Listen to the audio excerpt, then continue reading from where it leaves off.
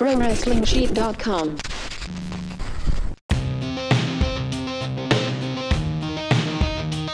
Welcome, everybody, to this week's edition of Collider Body Slam SmackDown Live Recap. I am John Rocha, as always, hosting the show, joined by my man wearing an All Elite Wrestling shirt, already marking out for this. They haven't wrestled 1 second officially, and it's already marking out for this organization. I love it. Ryan Satin, how are you, brother? Well, I feel like, I buy WWE shirts all the time, so I figured it wasn't really any different. And like I said, I'm excited for it. I want to see what they do. So, is this the only official merchandise available right now? They got a bunch. They've got like a hoodie kind of thing, like a jacket kind of thing. They've got like Bucks merch, that's All Elite Wrestling merch. Cody merch, that's All Elite Wrestling merch. I wanted the Cody shirt that says "Won't Back Down." Yeah, I like that. Yeah, Tom Petty reference too, and so right, it's Tom Petty, right? Yes, Tom Petty. Yeah, and so I'm a youngin' still a little bit, kind of a youngin'. Okay. That's enough. But definitely not in the Tom Petty age range. Okay. But I'll be honest. It was a tweet from Pro Wrestling Tees that really tipped me over. I was like, I don't know if I'm going to buy a shirt yet. Right. But I was like, well, I mean, because I was thinking about. It's not like they need the money. The guy's a billionaire. It's not like they need to sell the.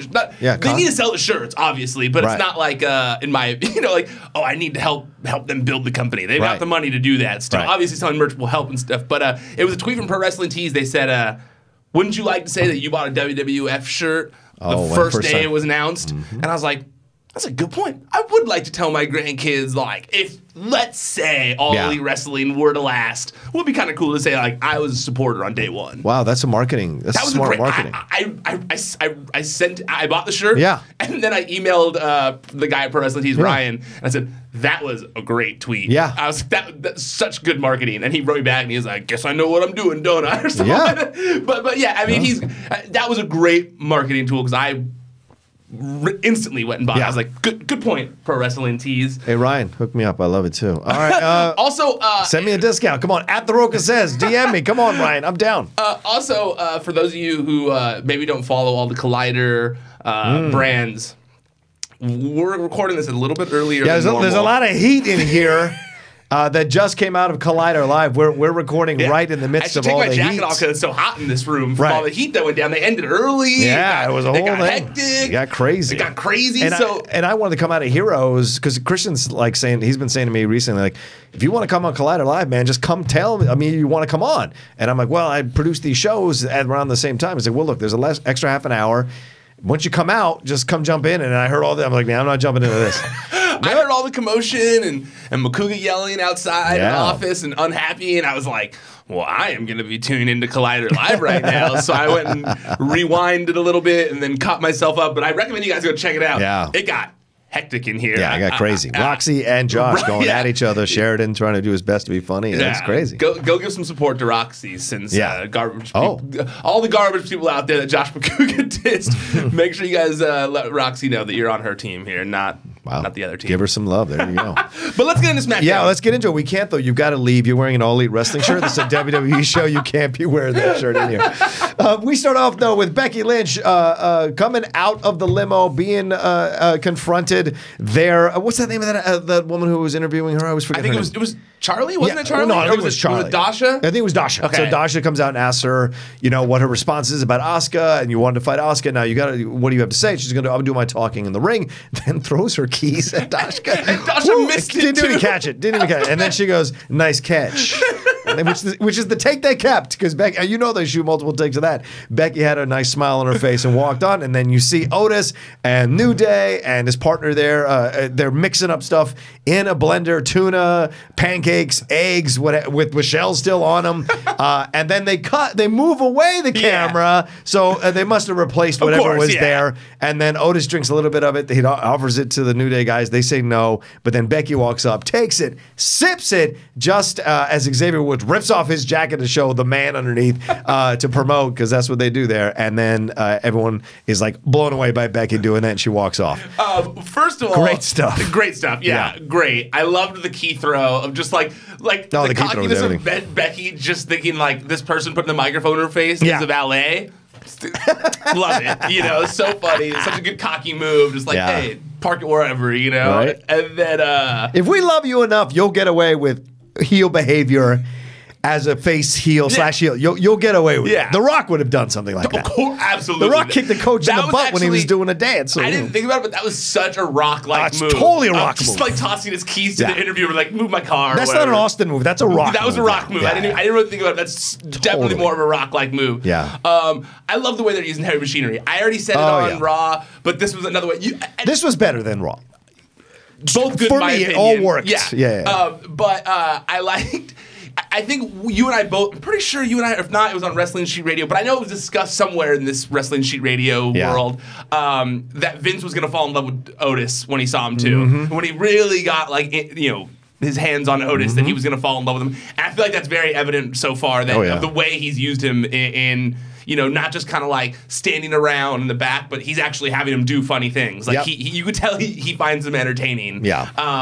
So I like that. I like the heavy machinery is already being used well. I don't care. Like, ooh, comedy. I think they're great. Like you said, the thing with the man was so well timed with the shirt from Xavier Woods. And I also liked Big E kind of just standing there with his nipples out, kind of just like rubbing his belly while it was all going on. So all around, great opening to the show. Yeah, agreed. And then we follow Becky into the ring. People are chanting. She's talking about how Asuka shouldn't be talking about if Becky's ready for her because Charlotte beat her in WrestleMania, and Becky's been beating Charlotte all over the world for the last 5 months. Says that she probably needs to be ready for her. And then Asuka comes out, and it's a back and forth between them. And Asuka says she's going to, win this whole thing and embarrass her at Royal Rumble. And she said what did she said? You won't be in Charlotte's shadow, you'll be in mine. Shadow. Yeah. And it was like, oh, that was badass. That was a great comeback. Yeah, absolutely. And I also think that, one of the things I like, not only is Becky killing it. Yeah. Oh my God. But one of the things I like is that she's elevating everyone around her. Yep. She really is. That's what happens. Yeah. Once someone shows up, like the Outlaw, people have to step up to match what's happening, and that's what's happening. Becky stepped up, is showing people where to go, and then everyone's like, "Oh, I got to elevate my game. I got to elevate, yeah. I got to ride, or I'm gonna get rolled over." Yes, that's how it works. Because look at Charlotte wasn't even on the show last night. Nope, there was not even a mention. You didn't even miss. Well, there was that one quick there was a mention, yeah. But really, she wasn't there, and so. But when she was there, she was definitely elevated to Becky's level. They were on the same level, and I think Asuka. Even though she's the champion right now, that segment really brought her up in my eyes. At least I was like, "Oh man, she showed it. She had some fire there. That line was well scripted for or whatever." But I really enjoyed what she said there, and to be honest with you, it made you forget about some of the stuff that she's had. Kind of was like a little lackluster, and she was kind of on the side. And it made you remember that she's a badass. Yep. And so I really liked. I liked this promo because I felt like it made Asuka seem even more badass than she had seemed recently. Yeah. Becky was still entertaining as Becky, and even the Iconics they got some rubski over here from it. They got a rub. Yeah, the Iconics come out and interrupt them, do their bit and do their thing, and then they come out and get challenged, and Becky destroys Peyton Royce. Asuka destroys Billie Kay. Yeah. Well, I mean, it was what it was. It wasn't supposed to be like they were supposed to destroy them. It's not like they were trying to put on like some epic match. So don't try to push the Iconics on me and then put them in squash matches. Essentially, people squash can be matches. talented in being squash matches. A minute and a half. How am I supposed to take you seriously? Do you not think Kurt Hawkins is talented? No, really. Do you not think you can say it? You don't think he's talented? It's not that I don't think he's talented. Because that's a talent to be able to lose and so make you're saying, and you don't remember this probably. Okay. But the guy who used to pat himself from the '80s, Barry Horowitz. Barry Horowitz. Was he talented? Was the Brooklyn Brawler talented? You don't think the Brooklyn Brawler was talented? The Brooklyn Brawler. This has to be the one you clip out. The Brooklyn Brawler discussion in 2019. The Brooklyn Brawler was in WWE for like 4 decades. He was. There's a reason he was in the WWE for 4 decades. Yeah, and a quick character. A jobber. So what? Jobbers are still good wrestlers. I guess. Most jobbers are actually really good wrestlers, and they're there because they can put people over and make it look good. Yeah, but most you can't say that Bo Dallas and no, but Bo's won game. Bo's won matches. But they're still there to largely put over talent. Heath Slater is there largely to put over talent. You wouldn't say Heath Slater's not talented. I wouldn't, but Heath gets the victory. Oh, well, okay, all right, fair. Okay, cool. Kurt Hawkins, you went to say that and you stopped yourself. Because Kurt Hawkins has not, well, isn't it on a streak that he hasn't won and something like that? Okay, all right, that's fair. That's fair. I just think with this, I'm already predisposed not to like the Iconics. I know that. Wrestling ability. Look, their promo thing is fun. Promo thing is fun. I'm not going to say this match was like an amazing match or anything like that, but that wasn't what it was intended to. That wasn't what it was intended to be. Right, and it was interesting because Ryan, you go back again and talk about this idea of whether they're vacillating between hero and face all the time, or face and heel all the time.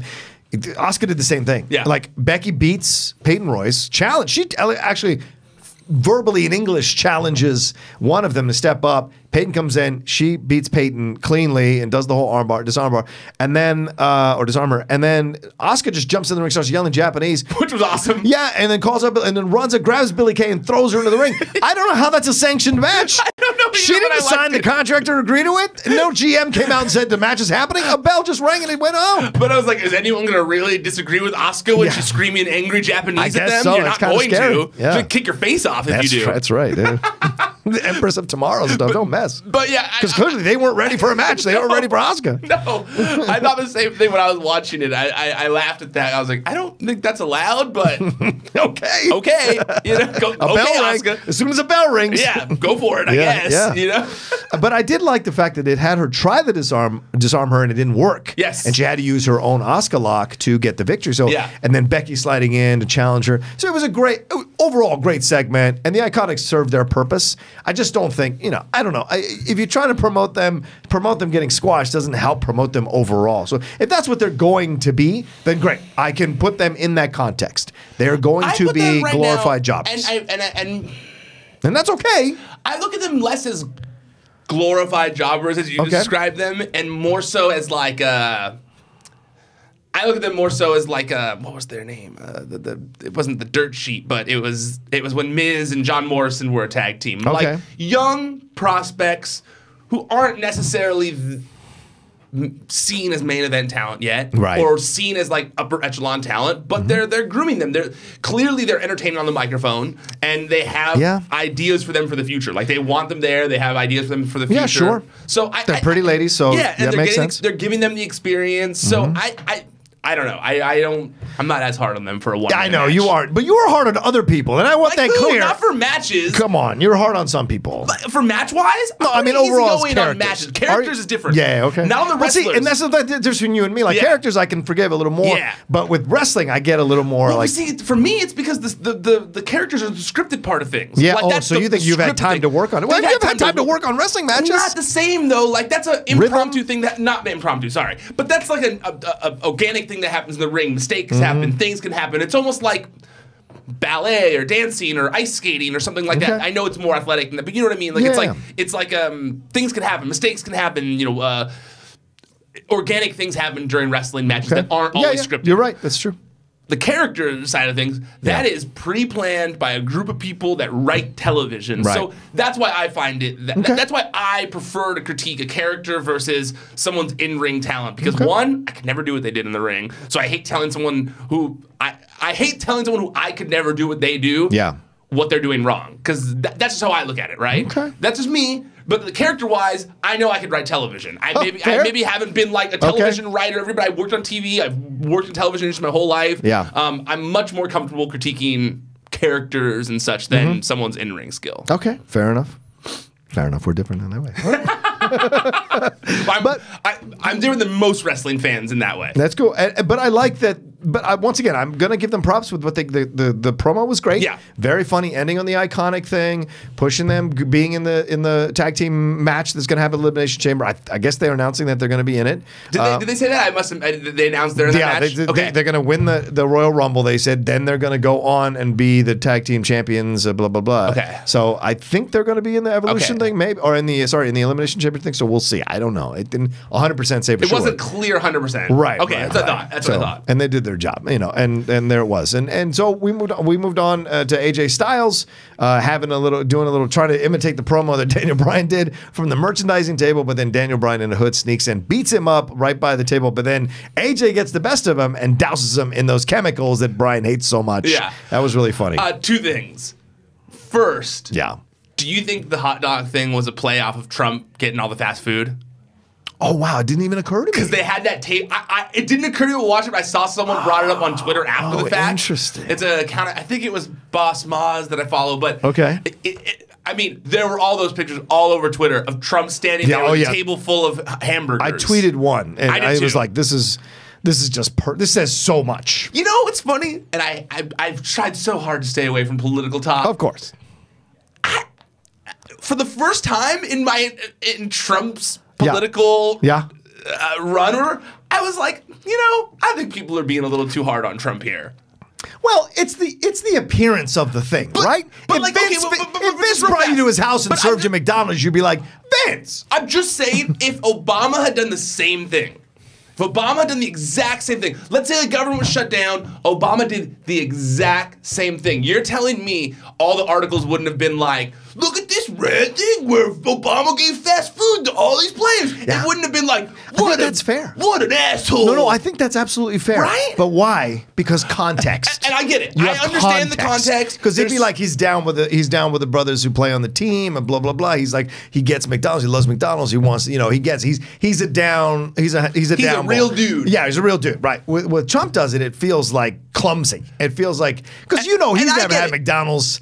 A billionaire is not rolling through the drive-thru. Well, to be fair though, he does like fast food. Like, didn't he post that like tostada thing once from like a fast food place? Yeah, like, but how much do you know it's true or not true? Regardless, you know what I'm saying. I'm just saying he's a wrestling character. If I went to your house, right? Yeah. And I rolled in and you had $5,000 plate like silver platters full of Big Macs, I'd be like, Rocha knows how to party, dude. I wouldn't be as like. I swear, I just thought to myself, I was like, I went to the White House and it was like a King Ralph situation where like there's just burgers everywhere. I'd be like, sick, dude. Look, fast food party at the White House. Once again, context. King Ralph serving McDonald's, I'm down with. Not Donald Trump. Look, and the thing for me, and I know people, I tweeted about it, it's just funny, but for me, it was more a matter of like, that McDonald's been sitting there for a long time. The only argument was that McDonald's past 5-10 minutes is a waste of your time. The argument there, I agree with because sitting McDonald's is not good McDonald's. Nope. I love McDonald's. Those fries become just glorified wet pieces of paper. Yeah, like McDonald's hooks me up with free stuff sometimes. What? Yeah, they'll send me stuff like in the mail when they're doing like cool PR campaigns and stuff, and I'll get like free Big Macs. Awesome. Love McDonald's. Probably wouldn't want one like an hour or two later. Yeah, cold. that's what I'm saying. Not even an hour, 20 minutes. I agree with you on that front. Because they were doing photo ops, and they were bringing stuff in and bringing it back out, bringing stuff and bringing it back out. I'm just saying. Yeah. If we had a credit card and we went on that same exact spree and put it on a table and posted it on the internet, the internet would be calling it the coolest thing ever. They'd be like, those guys went on a massive McDonald's spree. No one can ever say I'm not willing to have the conversation and they hear both sides. That's true. I hear that, and I do agree that if Obama had done it, people would be like, oh, this is cool. Coolest dude. Right. This president rocks. He's a chill real dude. Right. Because Obama comes from humble beginnings. Yes. But you get Trump comes a billionaire or a millionaire. Cheap asshole. Yeah. Right. Who shut the government down and doesn't want to give these college football players the meal they deserve. Yeah. They're college people. Couldn't go to Applebee's, man. Like when I was in college, if I had walked into a table full of fast food, I'd have been pumped. Yeah. Table full of fast food. Don't be ungrateful. Some people don't even have that. Come on. Some people don't even have that. You know what I mean, man? Some people be killed for a Big Mac. You know what I mean, man? So that's how I felt about it. But I did wonder. Fair enough. I'm glad we went on that tangent. Yeah. But I did wonder while watching this. I thought to myself, I wonder if they did this because of the Trump thing. Like, it did look a lot like that. Okay. So, I don't know. I wasn't sure. Other thing was, did you see Daniel Bryan's tweets after this segment? No, I didn't. Oh, they're so good. He went full heel where he was like, you should be able to pull it up. Okay. It was basically talking about how he posted like a PETA video, and he was like, "If you're okay with hot dogs, like this is how they're made." And it was like a full video from PETA, like on how they're made and stuff. And then he followed it up with another tweet with like a Piglet and Winnie the Pooh meme. Oh my gosh, yeah, there it is. Pooh, will my slaughter be humane? I don't know, Piglet. Do you want to live? Yes, I do. I want to live. Then no, little buddy, it won't be humane. Oh Lord. I was like, oh man. Oh my God. And what did the first one say? Yeah, shame on both AJ Styles and WWE for encouraging people to eat hot dogs. Pigs are smarter Pigs are smarter than dogs, yet you would all be up in arms if they did this to your pets. Oh my God. This is pretty graphic. You went in on it. Yikes. I mean, I know Daniel Bryan's all about that life, so but yeah.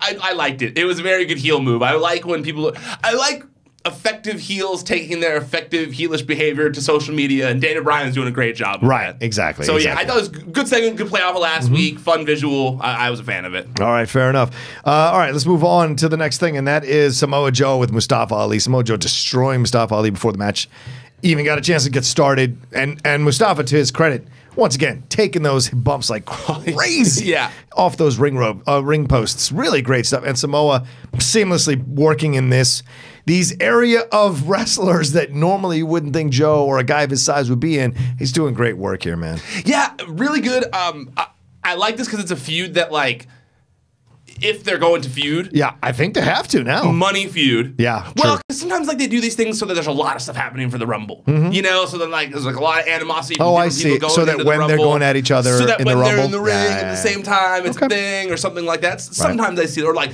Samoa Joe beats a bunch of people up and then in the ring alone, Mustafa Ali's music hits. And then they do stuff like that. Good point. So I don't know if that's where this is going. I hope that it's leading to an actual feud between the two. Yeah.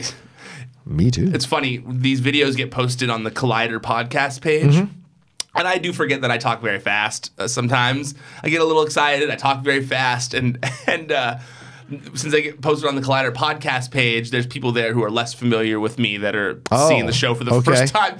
And yesterday's show was like, hey, can you guys talk a little slower? Jesus Christ. I apologize for our rapidity of talking. But I am definitely the biggest offender of it, so I apologize. Don't let it get heated. But I hope that definitely we were getting heated, and people seem to like yesterday's episode. That was a good episode. It was a good episode. But I like this. I think that it's a fresh matchup. It's one of those things where I go, okay, bringing Mustafa Ali was a fresh move. Yeah.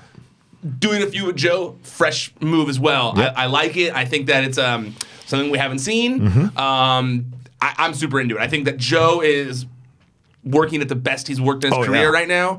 I think that Mustafa Ali is on the upward rise. And I think that only good things can come out of pairing them against each other. I agree. This is going to be so much fun to see how it goes down because you've got two different styles of wrestling, but they're both equally efficient and powerful and can cause any kind of damage through a match. And you're excited to see what they can do. And it'll push Mustafa Ali, which is great. Yep, kind of similar to the Becky Lynch thing of like, yes, exactly. He's going to have to elevate his game. Exactly, and Joe is going to be probably tested in a lot of ways in the ring. You know, the results are scripted, but the other stuff is either talked about or organically done in the ring. Yeah. So the great ones know how to call a match as the match is happening. Yeah. And that's what you hear from people, like whispering in the ear, doing the cussing. They know how to do that. And I think Joe's going to take Mustafa Ali to the next level in that way. And I think that such a veteran. You know, I like that Mustafa Ali is being paired with like indie wrestling legends right now. Yeah. You know, first it was Daniel Bryan, AJ Styles, and now Samoa Joe. I mean, those three are the indie wrestling legends. You know, I mean, they're WWE. They're WWE legends at this point too. Well, Daniel Bryan and AJ Styles. Samoa Joe's on the rise, but I mean, AJ Styles has had a remarkable WWE career so far. Agreed. Daniel Bryan is 100% a WWE legend at this point. Yeah. And Samoa Joe will be there by the end of his career. So I mean, the fact that Mustafa Ali is getting that big of a rub right away is so great for his career. Yeah, only mean good things for his future. Yep. I also wonder if Joe had any part of being like pushing forward a little bit because it seems like Daniel pushed for Mustafa Ali a little bit to get him on the main roster. I was listening to some interview he did. I forget which one it was, but he basically said that it sounded like he believes that Daniel was a big proponent of getting him onto the SmackDown roster. Oh, cool. Yeah. Okay. All right. I like that. All right. So we'll see going forward how that plays out with their rivalry, but I'm looking forward to them being really big parts of SmackDown. Okay. Let's get to it. The Mandy Rose thing. What happened here with this? And did this feel as flaccid as the ending of the Aiden English, Lana Rusev situation, supposed infidelity situation? Or did you like the way this ended? Because Rose got the best of Naomi. Before we get into that, okay, how come people weren't as angry about this as they were about the Alexa Bliss thing? because her back wasn't being shown, Mandy? It was like just as sexy. Well, yeah, but Mandy's always traded on that. Alexa never has. Once again, context. Alexa's never traded on her sexiness. Mandy has. I mean, she talked about how good her butt is in the ring before. Her biscuit butt? Yeah. Yeah, but that's like conversation. She doesn't come out to that music like, Mandy. No. And comes out on the ring with like her leg up. She doesn't do any of that shit. Can't say or like Velvet Sky, who used to come out with her butt and let the pigeons fly. Fair. Like, okay. She doesn't do any of that. Pigeons which fly. is my, I think it was whoever Taz or somebody who said, let the pigeons fly. But I used to look, can we have a second? Yes. How has Velvet never coming? You want to talk about somebody with a great character, good in-ring skills, been a champion. How has she never gone to WWE or anything like that? Yeah, would she be an All Elite? Like this, you know, she's married to Bully Ray. Bully Ray must have connections all over the place. Yeah, I also think that it's a younger style now in the ring. Like, I'm not saying she's like old or anything like that, but I do think that her time has passed a little bit in terms of like her prime. So I do think that if it was ever going to happen, it's probably not going to happen now, you know? Damn it. I do think that they should have brought her in when Bully Ray wanted to be Bully Ray, though. Yeah. That should have happened. They should have made him Bully Ray. They should have brought Velvet in. They should have done him. They should have had him be a top heel on one of the shows. It would have made sense. I still don't understand why they didn't. It's amazing how many TNA female wrestlers never got to the WWE. Or maybe I don't know my history, but I don't remember. There's a good few, yeah. Who else was in the Beautiful People with Velvet Sky? Angelina Love. Angelina Love's never been, right? No. And who was the small girl that was always with that came in as Madison the third? Rain. Madison Rain. She was in the Mae Young Classic. Oh, okay. She was in the Mae Young Classic. How interesting. Yeah. And then Lacey Von Erich. Yeah, but she wasn't that great. Yeah. Oh, I see. I see, Ryan. Why was she not that great? Even character-wise. You're insane. She was great in the character. Oh, get out of here. Name one thing you remember about Lacey besides the way she looked, Rocha. Her hair. Yeah, exactly. Come on. Lacey was great. I love Lacey. Lacey's I like beautiful. Lacey Evans, but I wanted Lacey to be more part of it. Lacey Von Erich, not Lacey Evans. I'm sorry. Yeah, Lacey Von Erich. Yeah. I liked Lacey. Lacey Von Erich was fun, but I don't think it's fair to say that she missed out on some big shot. And I think the Von Erichs are one of the most intriguing stories in all of wrestling. Oh yeah, of course. But what happened after she left? It's not like she kept wrestling. No, she didn't. That's right. I think she got married, had kids, and just kind of. I honestly don't know. I don't remember though. But Velvet is the one that I always come whenever I see, because I follow Velvet. Because I loved her on TNA. When I was watching TNA, Velvet was great, and I always wondered why she never made that jump. Whether it was like she never wanted to jump, but she also was. She became champion. She fought Mickie James in TNA. Yeah, that's what I was saying. She was at a certain time for a period of time. She was an integral part of Impact Wrestling. Yes. So I think she might have been similar to like an Abyss, where like she was happy being there. You know? Okay, fair enough. Oh yeah, Abyss. But I also think Abyss wouldn't have transferred. I mean, there was too much. They tried. Did they really? Yeah. Damn. He turned them down. Turned them down. Yeah. Wow, that's shocking. Yeah. They wanted to put him up against Undertaker. I thought they wouldn't turn him down because.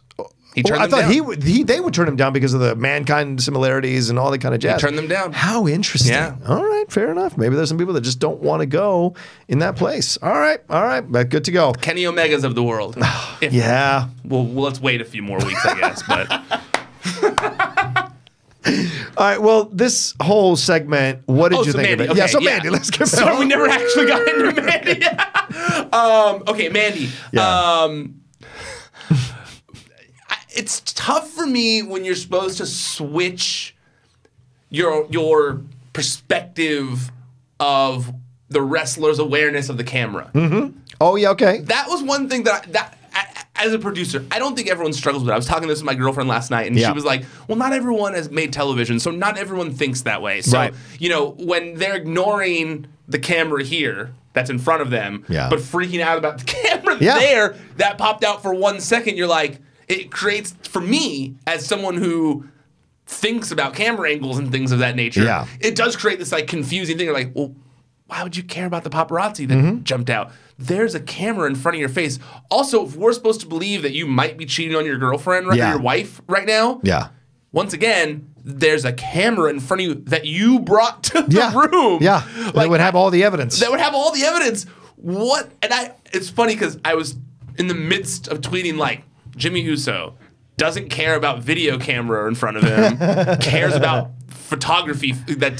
And then I was like, you know what? Wait a second. As I was typing it out like the rest of Twitter, I was like, well, I bet you we're supposed to think that. Yeah. We're supposed to know that he's not that stupid. Right. And that Naomi's around the corner. And sure enough, Naomi popped out around the corner, did her Kill Bill thing, and attacked.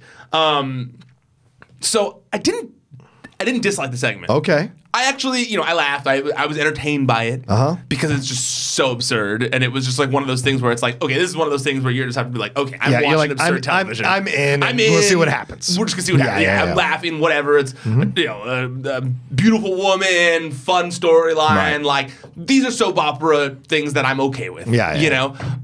So I was entertained by it, but yeah, the camera angle thing is the most difficult for me because I just go like, well, why that? But that? Like, are we supposed to not think about that? But I do think that there is a large portion of the people in the rest of the world who don't think that way. Who are not thinking, because if that were the case, then you would think that about everything you watch on television. You go like, well, they always have the camera, and wouldn't they always say that? And you go, well, no, it's different because there's sometimes when they talk to the camera, or they are aware of the camera, or we see the camera, so it's a little bit different of an idea in your head. Right, because if we see them seeing the camera, then everyone knows the camera is there. Yes. We're all in on the situation. Yes. Yeah. So yeah, but I also thought it was way too similar to the segment that wasn't that long ago between Lana and Enzo. That's what.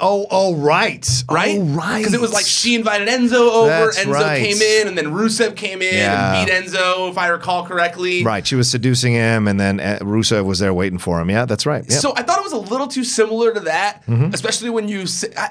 I'm not going to keep harping on that, but I just think that it was very similar to an angle that wasn't that long ago. Because even my girlfriend, when I brought it up to her, I showed it to her.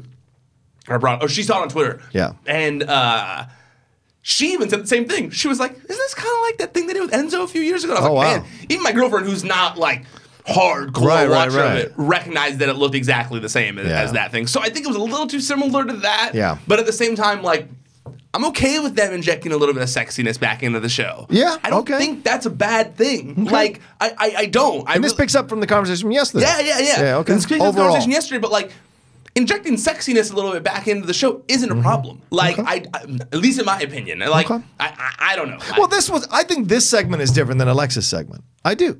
Because Mandy was the one inviting the person into the hotel room. Whereas in the Alexa segment, the guy barreled into the room. Yes, did he say, I'm knocking the door, I'm coming in? But yes, but he never heard a confirmation from her, come in. He just came in. Said he was coming in and came. With this, she gave the key to Jimmy. Now, Naomi wasn't invited, but Naomi invited herself. That's fair. And Jimmy invited Naomi too. I just felt like the image of two women rolling around on a hotel bed while one of them is in her underwear is much cooler for if we're talking about like I don't mind that. Wait, we're fast. Yeah. If we're talking about like, well, children are going to see that, you know? Oh, sorry. Sorry about that. We're like, time for me to take my medicine. Yeah. We're like, children are going to see that. Do we want children seeing that? Yeah, I don't care if my kid's seeing someone's back. I don't have a kid. If I had a kid, my kid's seeing someone's back. Do I? And to be honest with you, Naomi rolling around in a tight jumpsuit with a girl who's in her underwear on a bed in a hotel room while a camera films it is way more of an adult thing to watch than Alexa Bliss's back. And everyone's like, oh, that's cool, fine. I just don't understand why one's worse than the other. Okay. I will explain why it doesn't. No, I heard what you said. I get it, because you said the barging in thing, it's a little more. Well, no, but also because Naomi's wearing full clothes from top to bottom. But Mandy's in her underwear. Mandy's in her underwear, but her underwear is in the same style as her in-ring gear. But so she's not revealing anything extra. Bed. Well, they're fighting on a bed. They're not rolling around suggestively. They're fighting on a bed. You don't think that was rolling around suggestively? No, because they're punching each other, so it's a fight. If that was if your girlfriend caught you doing that. With another dude? No, girl. Punching another girl? No, your girlfriend. Look, you can't put the context in and put all the facts in. If your girlfriend, if you're Jimmy Uso. Yeah, sure. I wish it was that cool. Yeah. He's cool. And there's Mandy, and your wife is your girlfriend is in on this. Yeah. Right? And she comes in and beats up Mandy because she would. She would. She would. She would cut her. She'd cut, exactly. She would cut her. Exactly. She'd cut her. It wouldn't be sexy. It wouldn't be sexy. This was clearly rolling around in a bed to be sexy, and no one really cared. I didn't think it was rolling in a bed to be sexy. They're fighting. They would have slammed a vase over her head. She would have cut her, like you said. That might have been the next step. Tossed her out the fucking window. That might have been next, but Mandy ran out. That might have been the next episode, but Mandy ran out. All right. Listen, I get your point. I'm not trying to. We're having a healthy discussion about it. Okay, I know. Yeah, we're having a good discussion about it. I just didn't find it second, but I can see how some people could. Yeah. So it's it's not your point doesn't have validity. I did enjoy the segment though. I didn't hate it. The only thing I hated was the camera thing. And I did find it funny that they were promoting Temptation Island around around this, because I did watch part of that show. It is wild. I forgot how wild that show was, because I only watched it when I was a kid. Okay. And not like I have a total memory of it. You mean the ads came on? Like if I recall during the segment, it said Temptation Island underneath it. Like it was like a full advertisement for Temptation Island. But then I watched the actual reality show too after. It's wild. Some wild stuff on there, man. Oh man, those guys are gonna cheat on their girlfriends. It's gonna be bad. I don't even know why you stay with somebody who does that. The second you get, hey baby, I'm gonna be on Temptation Island. Bye bye. No, they're both on it. Oh, so they're gonna cheat on each other. Dude, why would you even do it? You know you're gonna lose your relationship.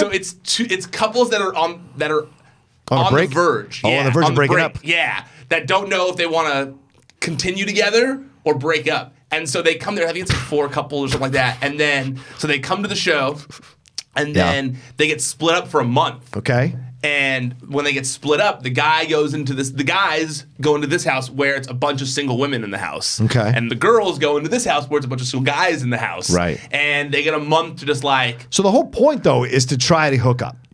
The point is to make a hookup happen, I guess, by the producers and the show. The producers in the show they want to see hookups. To break up these couples. They want to break up these couples. The couples are there to test their relationship. Oh, for God's sakes! There's a couple where you're like, I don't know, they're gonna cheat, but there was one they were arguing literally every second, so they're totally gonna cheat on each other.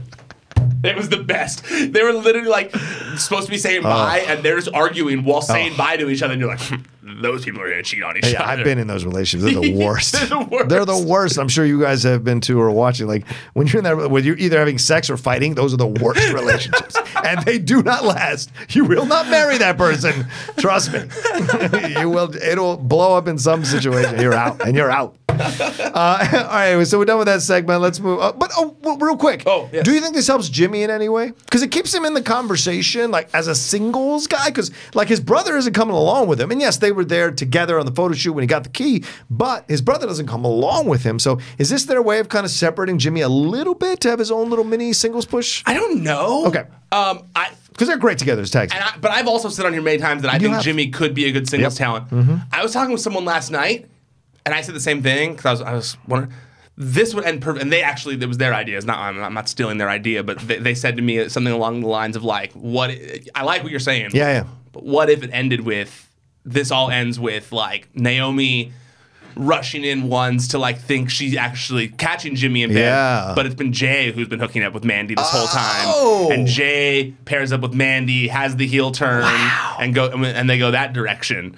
But they are a linchpin of like the tag team division. So I don't think they're gonna do that. But I like that idea in my head. That idea too. I was like, oh, that'd be so good. Did you like Sonya? Did you like Sonya's comments to Mandy about it? I thought it was. If anything, I thought it was because maybe they're setting her up for a face turn. Yeah. And I do think that would be the best way. I don't think she's clicking as a heel. No, she's not a heel. People like her. Yeah, people like her. Plus, she's an LGBTQ representative. Same thing. Like, they've never really had like a face, openly gay person like in the company, openly gay wrestler in the company. They had Darren Young, but it was never talked about. It's been talked about with Sonya before. Yeah, many times. Kind of, at least. So, I think that she'd be better suited in a face role. I thoroughly agree. Yeah, so I if it's going that direction, I like it because I like when there's more character building going on. I just wonder what's going to happen to their Instagram show about donuts if they break up. I cover a lot of things, and I could care less about their donut show. I thought about watching it, and I'm like, I've watched their donut show because it's their personality. All the shows that you watch that wrestlers you watch their donut show. It's an Instagram story. Okay, fair enough. I'm on the shitter. I got to watch something. I'll be honest with you. I watch it sometimes there. So their show is enjoyable, and they have great chemistry, those two. They really have legitimate friendship. I would check it out then. No, I'm saying, Well, you gave it a good review. Right, now I feel like I'm missing out on something. Well, at least somebody respects my reviews in this fucking place. All right, let's move on to Rey Mysterio taking on Andrade and Almas. This was. You could argue if this was at a pay-per-view, this would be a match of the year, pay-per-view match of the year. It was so incredible. So many phenomenal moves.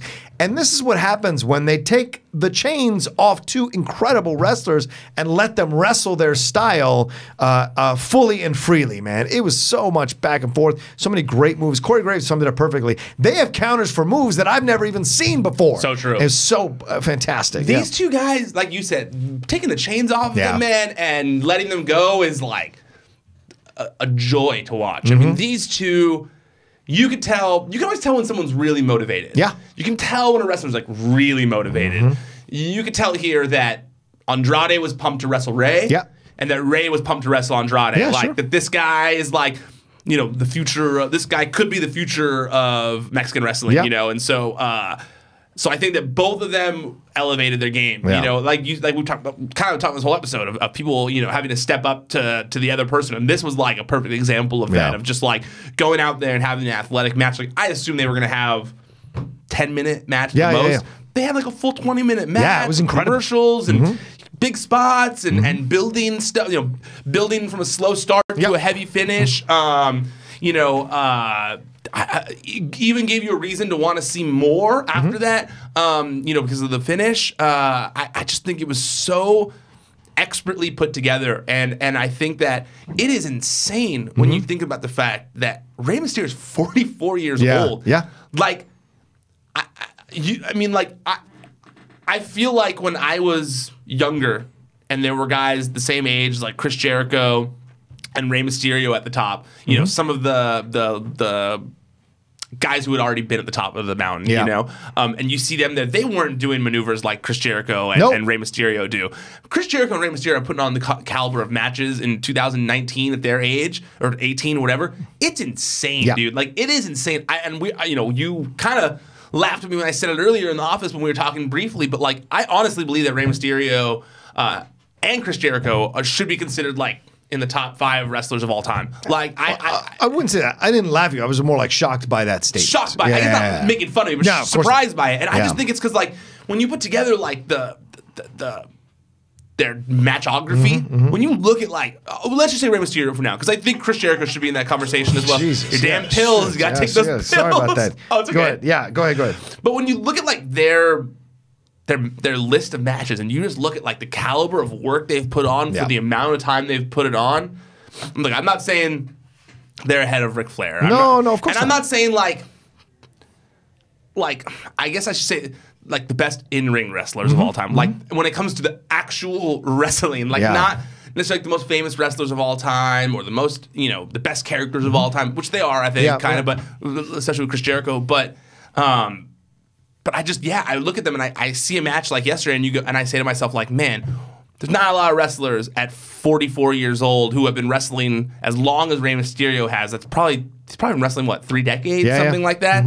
Like his son is about to debut somewhere down the road. Yeah. So wrestling that long of time and still putting on a match like Rey Mysterio put on last night on SmackDown. I was sitting there watching it going, I don't know anyone. I can't believe there isn't. I hope there's not anyone who doesn't think that Rey Mysterio is one of the best wrestlers of all time. I agree. Well, Christian is not the biggest fan of Neither is Kevin Silva, my other old co-host. He's not a big fan. I don't get it. I don't get it either. And he's Mexican. At least Christian's not Mexican. Kevin Silva's Mexican. He should have respect for Rey Mysterio. Ryan, we're both Latinos. We know Latinos, for whatever reason, will hate other Latinos who are successful or popular or good at what they do for whatever reason. They will not support them. It's not, to be fair with Kevin, it's not a Latino thing. It's if I recall, it's like he feels, I forget exactly what Kevin thinks, but it's not that. It's Kevin does at least have like reasoning behind it. Whatever it is, I don't agree with him. Right. But I do think that Rey Mysterio is one of the best of all time. I think Chris Jericho is too. I mean, when you look at like the body of work that he's put on for as long as he has, with the competitors he's put on, the name value he's able to continue to have in different countries, in this country, I just think all around you go like, man, like, show me who's better than those. I know there's some, but like, no. Don't try and tell me there's a lot better than them. Do you think Eddie would still be wrestling now? I think so, yeah. Yeah, right? I also was wondering if Ray felt Eddie vibes from Andrade. Oh, that's possible. Because you look at they're similar looking. You know, there is some similarity between the two a little bit. Cockiness, the looks, all that. I think that It feels like Eddie and Alberto Del Rio combo. Yeah, I can see that. Those two, because his body's longer than Eddie's. He's not going to be like ripped like Eddie got and stocky like that. But he's got fluid moves, but he's got all the high-flying stuff that Eddie had. Yes. And the inventiveness of Eddie's repertoire. Absolutely. Absolutely. It's that swagger. Yeah. That Eddie swagger, you know? That Hurricane Rana was insane. The crucifix bomb. The crucifix bomb. Holy mackerel. But that Hurricane Rana, like that's not something you see very often. Nope. I don't think I've ever seen that. Like that, the room for error there is huge. Like that could have ended horribly. Yeah, horribly. And you ask yourself, who makes that move? Right? Like who controls that move as it goes on? Like it's a lot of both. Yeah. Because there has to be so much trust in those performers to be able to go for that. Like, the fact that Rey Mysterio at his age is trusting that Andrade will catch him in that position is crazy. Because if he didn't, he could have been so badly hurt. And that's crazy to me. I mean, the fact that they trusted each other enough to do that is mind-blowing to me. The fact that Rey Mysterio trusted himself enough to not land on his neck doing that, insane to me. And also that other spot they did where Rey was on Andrade's shoulders and they dump out of the ring and then Andrade landed on his knee and stood up and then powerbombed him on the ground. I was just like, at my desk, I try to be quiet when I'm watching wrestling as much as possible. I loudly went, ah! like when I watched it because I was blown away by that. So this match was awesome. Also, what did you think about them getting rid of his name? Did you notice that? Which one? Andrade. They got rid of Cien Almas? Yep. So what is it? Just Andrade? Just Andrade. You didn't notice that last night? I didn't notice. It was real. It was. Damn, I was so caught up in the fact that the anticipation for the match, I didn't even notice. I wrote it during the match, so that's why I had to kind of go back and rewatch the match after the show. But yeah, if you notice, the match graphics didn't say Andrade Cien Almas anymore. It just said in big letters Andrade. His WWE.com profile only says Andrade now. Wow. Yeah, they got rid of all the Cien Almas dropped. Only Andrade. I wonder. You know, Cien Almas is an NXT thing. Maybe Andrade is, you know. I thought about it.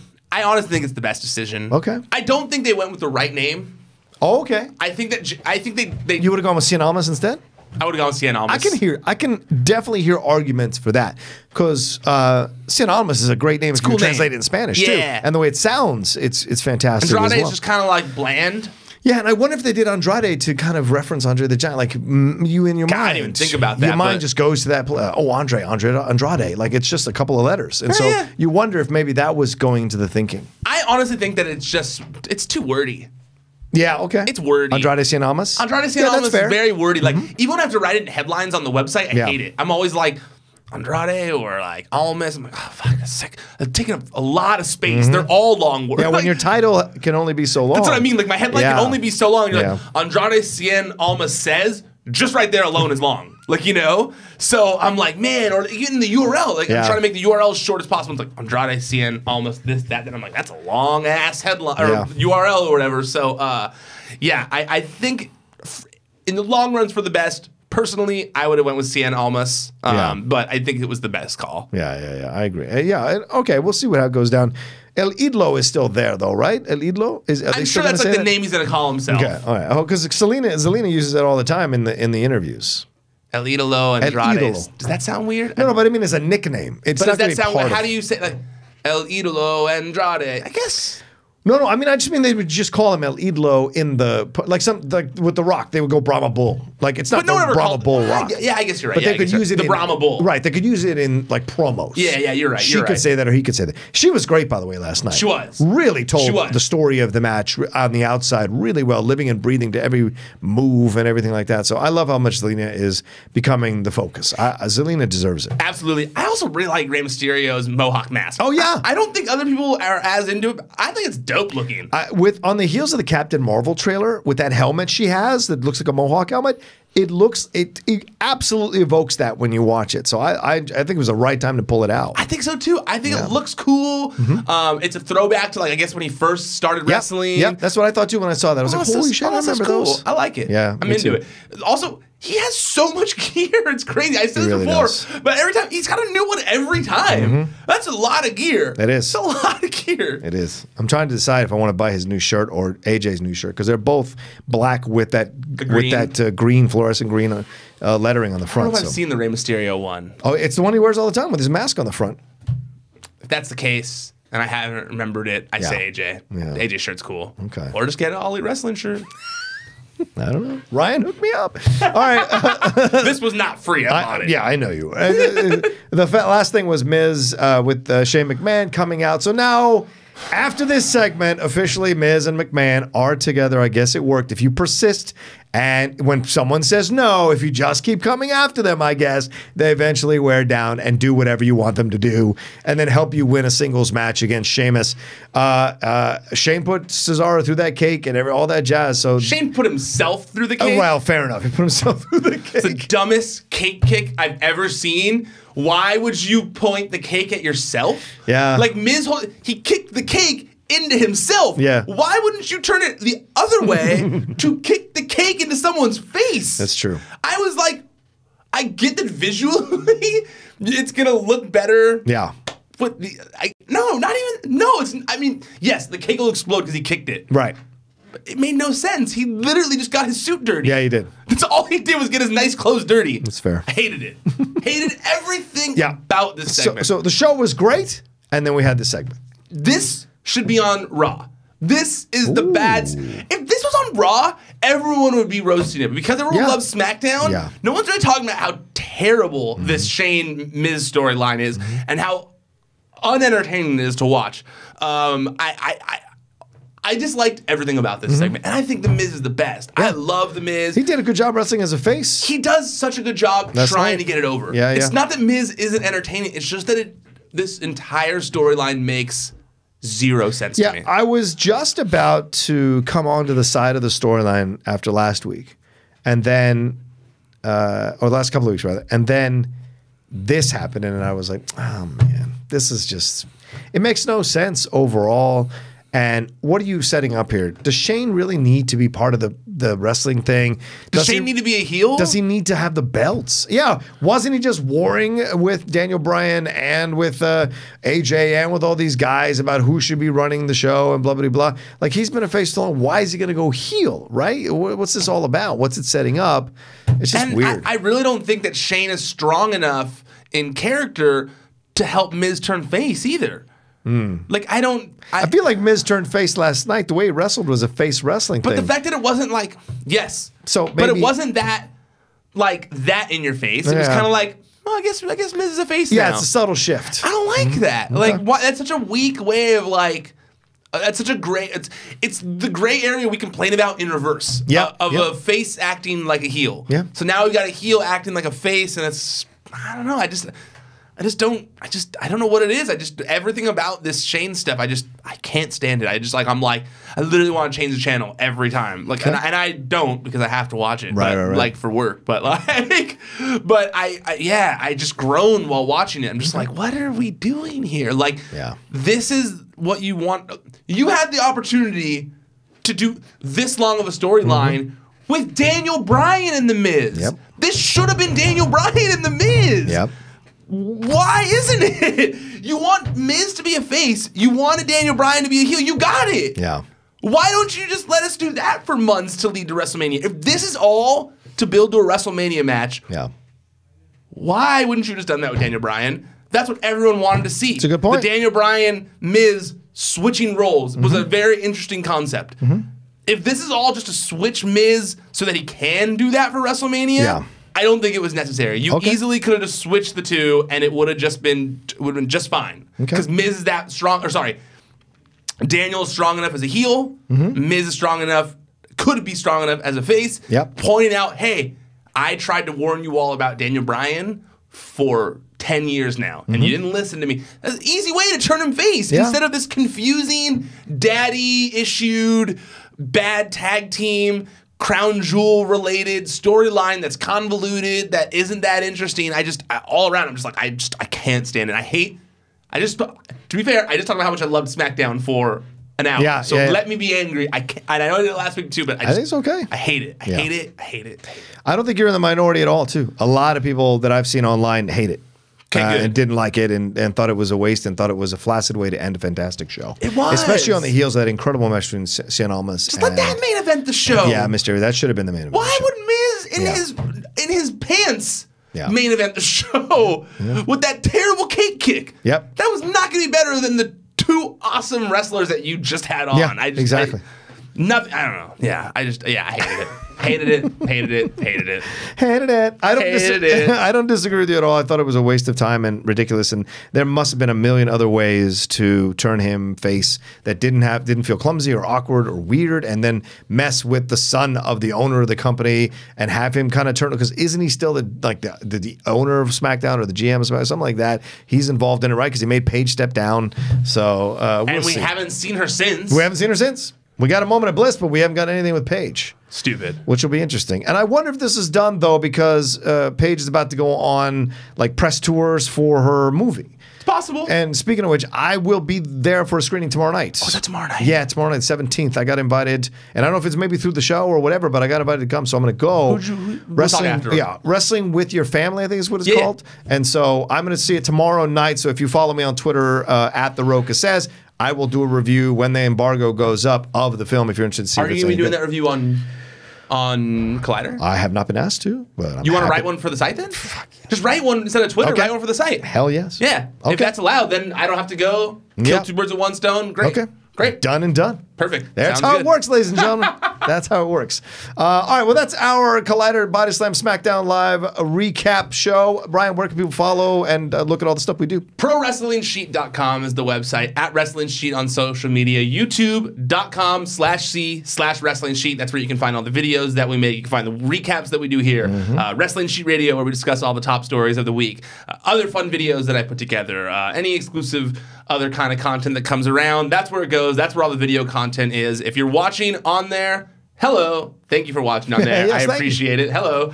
While you're here, though, please make sure you subscribe. It helps me out a lot. Helps me grow this. Helps me convince the people here at Collider that there are wrestling fans out there. If you're watching in the Collider podcast feed as well, also hello. Yeah. Thank you for watching on YouTube. But we do have a Wrestling Sheet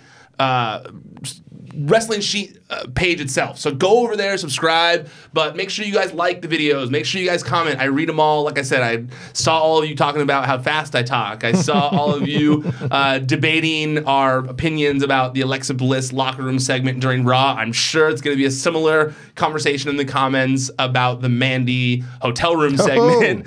So make sure you guys like the videos there. You leave comments. You share. If you like the show and you share it on social media, it means a lot to me. Word of mouth is really the only way these shows get spread about. Luckily, I was able to do that Jim Ross podcast. That got a few of you over here as well. So thank you for listening now and tuning in. I appreciate it a lot. But make sure you guys support when you can by subscribing and all that kind of stuff. And if you only want to listen to the audio of this stuff when you're driving and you maybe can't watch the YouTube video, go to our podcast feed. It's Wrestling Sheet Radio on Podcast One or just iTunes or all major podcast platforms. We're back on Spotify now. So make sure you guys go check out all that stuff as well and stay updated that way. There you go. All right, that's everything. You can follow me, as I said, at The Rocha Says. Thanks, everybody, for watching this week, the Collider Body Slam SmackDown Live recap. We will see you next week with more recaps of Raw and SmackDown. Enjoy the rest of your week and your weekend. We will talk to you soon. ProWrestlingSheet.com